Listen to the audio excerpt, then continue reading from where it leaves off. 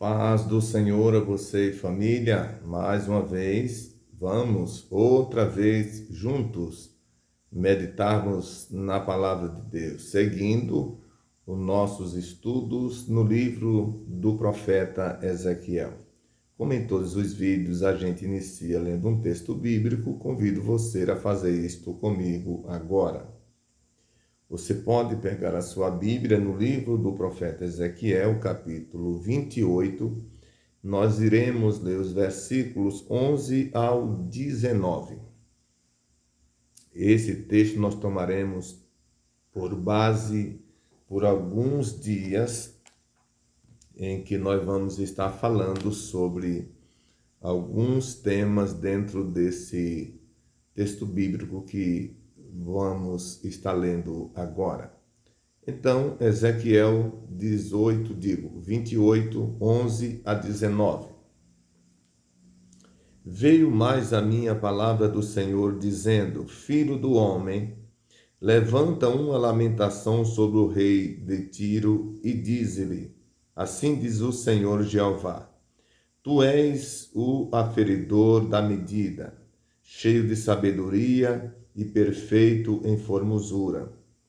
Estavas no Erde, jardim de Deus. Toda pedra preciosa era a tua cobertura. A sardônia, o topázio, o diamante, a turquesa, o ônix, o jaspe, a safira, o cabúnculo, a esmeralda, o ouro. A obra dos teus tambores e dos teus pífaros estava em ti. Dia em que foste criado, foram preparados. Tu eras querubim ungido para proteger e te estabeleci no monte santo de Deus estavas. No meio das pedras afogueadas andavas. Perfeito eras nos teus caminhos desde o dia em que foste criado, até que se achou iniquidade em ti. Na multiplicação do teu comércio se encheu o teu interior de violência, e pecaste pelo que te lancei profanado fora do monte de Deus. E te farei perecer, ó querubim protetor, entre as pedras afogueadas. Elevou-se o teu coração por causa da tua formosura, corrompeste a tua sabedoria por causa do teu resplendor. Por terra te lancei, diante dos reis te pus, para que olhem para ti. Pela multidão das tuas iniquidades, pela injustiça do teu comércio, profanaste os teus santuários. Eu fiz sair do meio de ti um fogo que te consumiu a ti, e te tornei em cinza sobre a terra, aos olhos de todos os que te vê.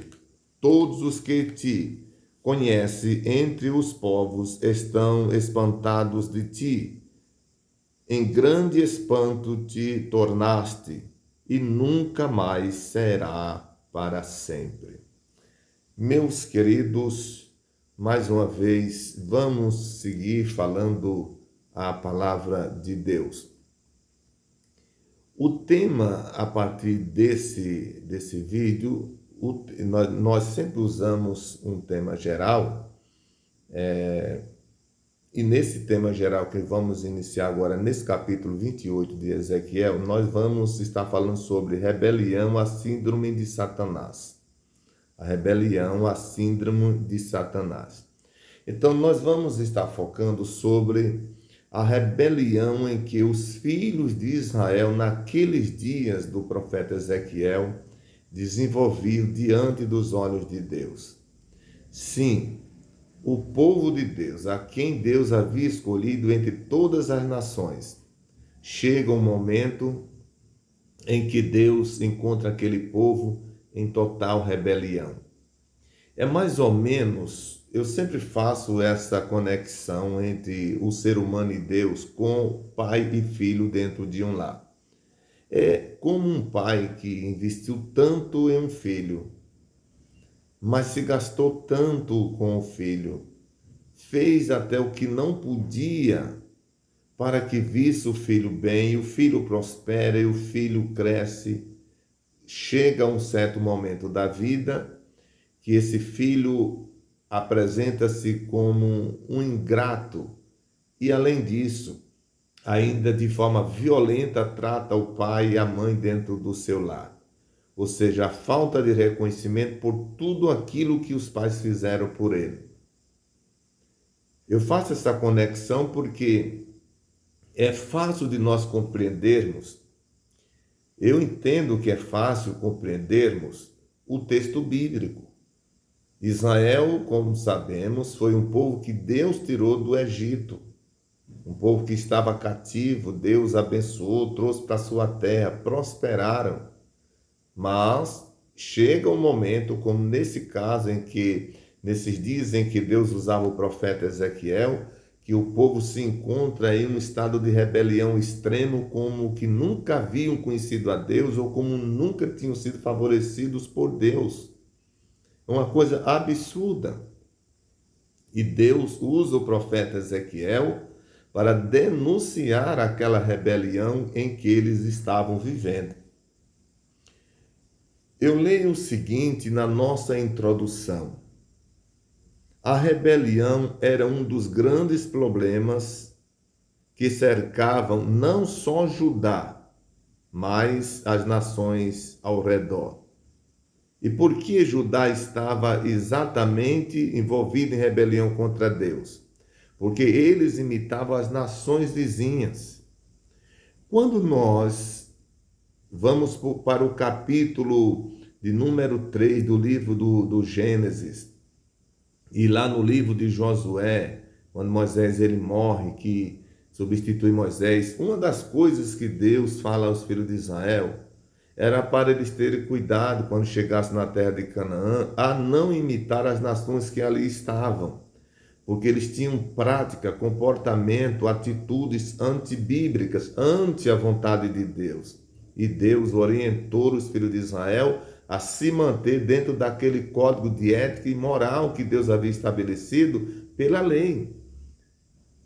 E o povo, nesse momento aqui, havia esquecido o código que Deus havia dado para ele, e como as nações pagãs que estavam em volta de Israel, eles começaram a imitar aquele povo.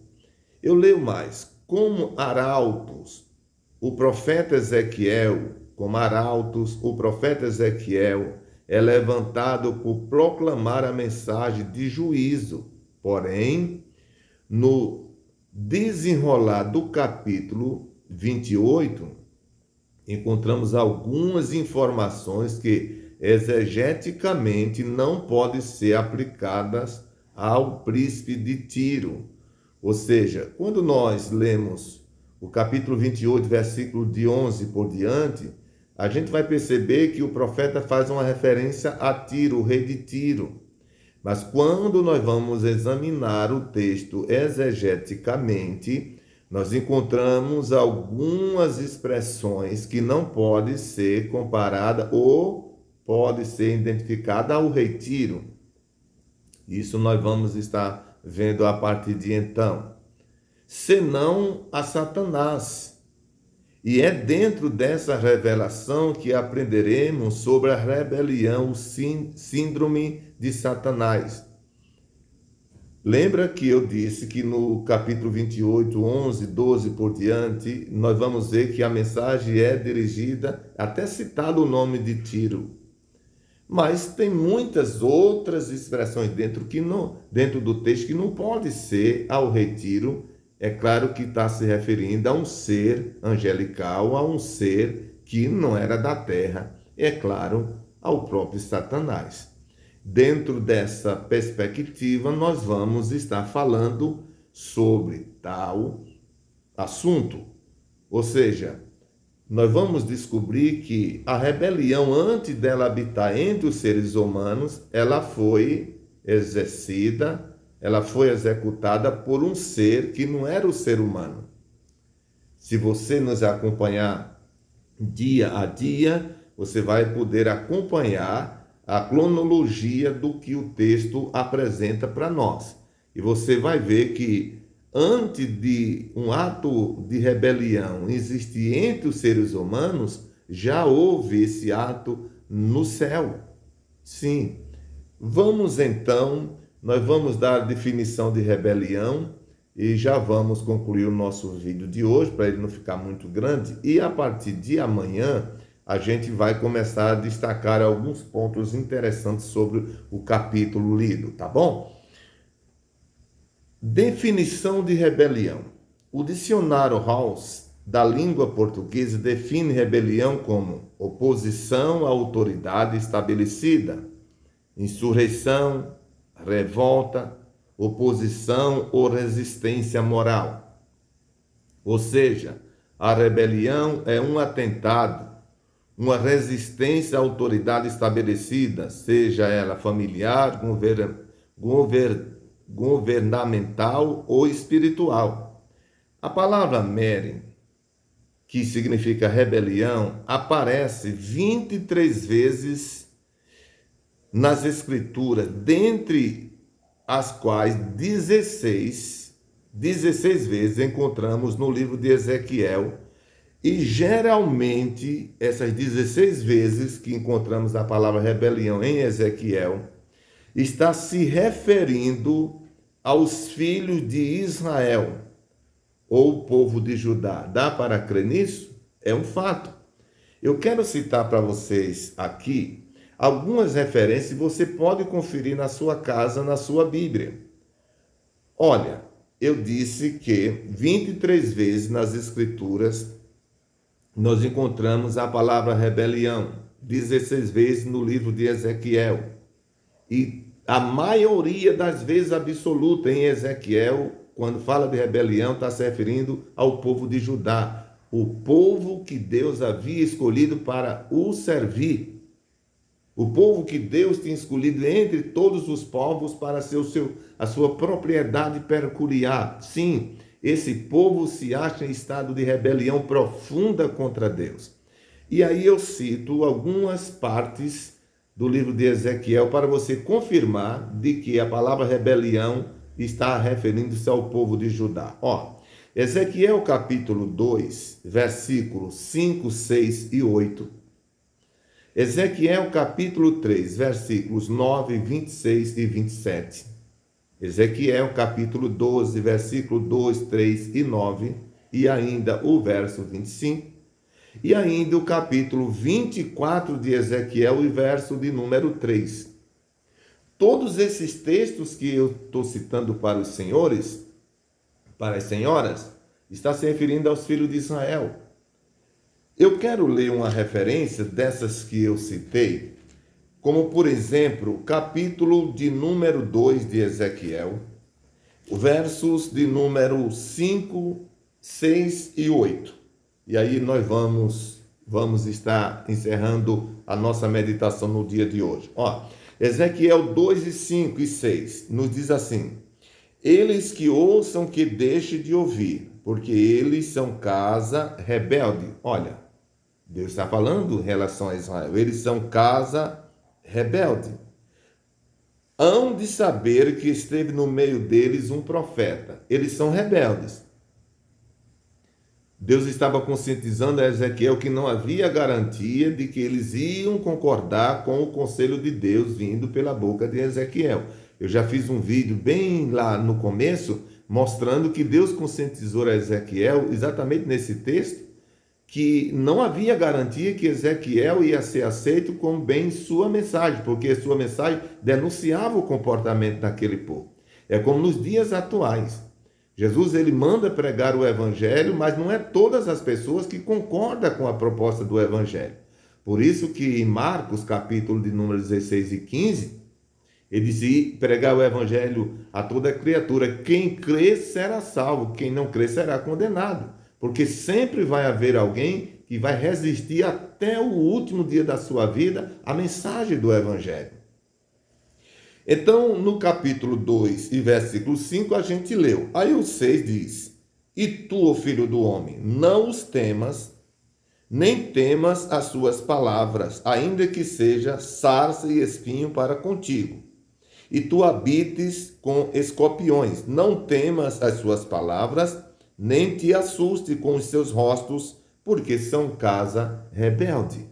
E aí você pode conferir os demais textos que eu citei aqui, que estão relacionados com essa verdade que eu acabei de ler para os senhores. Agora, observe algumas frases que Deus usa para com os filhos de Israel neste versículo de número 6. Ó, ao que diz: E tu, filho do homem, não os temas, nem temas as suas palavras, que seja sarça e espinho para contigo. Veja bem, sarça e espinho, espinho fura, sarça queima. Está entendendo? Deus estava mostrando que a resistência ia ser certa.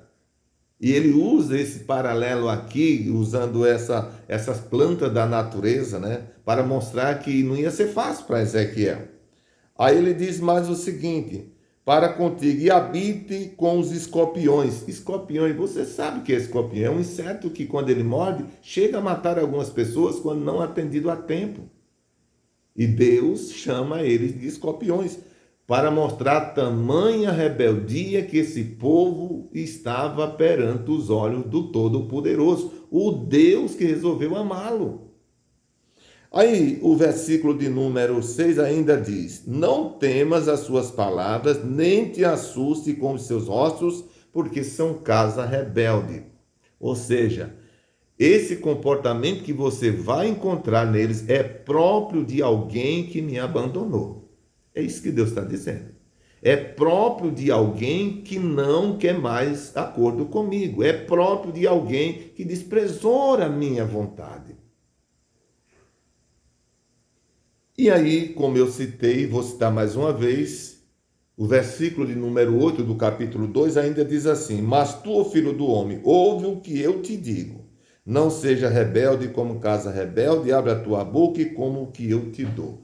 Aí aqui Deus, vendo que Ezequiel poderia desistir ou fazer algum desvio da verdade que Deus mandou ele dizer, Deus disse: olha, não seja rebelde como eles. Não seja rebelde como eles. Você faz como eu te mandei. E aqui vem uma palavra para o senhor, para a senhora que está me ouvindo. As pessoas não são obrigadas, é uma decisão de cada uma, é uma decisão da pessoa em aceitar ou não a palavra. Elas não são obrigadas, nem eu nem você vamos obrigá-los a aceitar a palavra. Agora, uma coisa é verdadeira: nós precisamos ser honestos e fiéis com o Deus que nos chamou. Nós precisamos ser honestos e fiéis, obedientes ao Deus que nos chamou, e fazer com que o povo saiba que Deus não se agrada da sua iniquidade e que Deus tem um plano de salvação caso a iniquidade seja abandonada e o plano de Deus seja abraçado pelo indivíduo. Somente assim Deus poderá ser conhecido entre os homens. Então, queridos, por hoje nós estamos concluindo.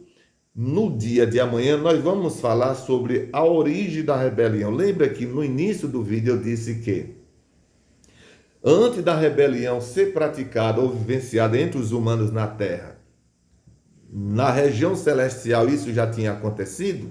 Sim, nós vamos ver isso a partir de amanhã. Onde foi o lugar e em quem se originou a rebelião? Foi no homem? Foi na terra?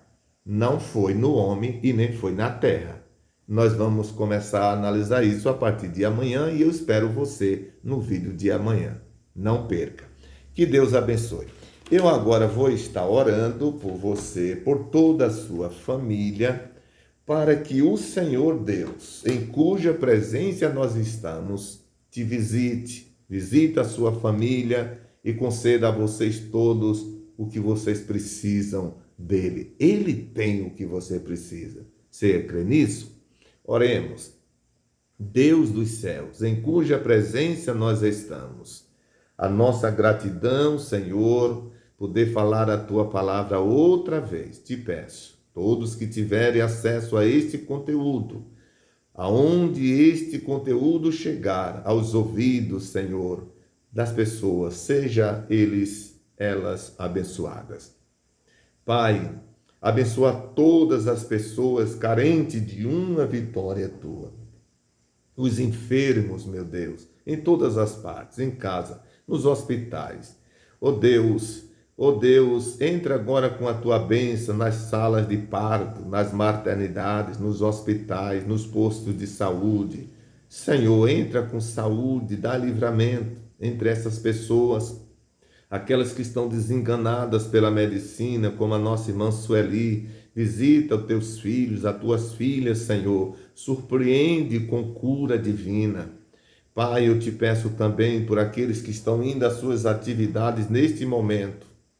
Prospera, Senhor, o que vão fazer. Os que estão retornando, a eles concedam um período de descanso. Restaura suas forças e energia. Querido Deus, aqueles que estão, meu Deus, desempregados, aqueles que estão passando por um momento de tribulação, desanimados, querendo desistir, anima estas vidas, estes corações. Os lares, as famílias, os esposos, esposa, filhos, netos, avós, avós, Deus, os novos convertidos, os órfãos, as viúvas, os idosos. Sim, meu Deus, as crianças, adolescentes, os jovens, todas estas vidas, Senhor, coloca a tua mão e abençoa. Eu te peço por minha família, minha esposa, meus filhos, genros, noras e netos, e todas as famílias da tua igreja desse país. Querido Pai, querido Senhor, eu te peço também por este canal. Abençoa esse canal, meu Deus, faz com que ele cresça em qualidade, ó Deus, em número. Dá-nos sabedoria, graça, inteligência, temor e humildade, para fazer, Senhor, com que a tua palavra chegue a outras pessoas depois de nós, muito mais distante.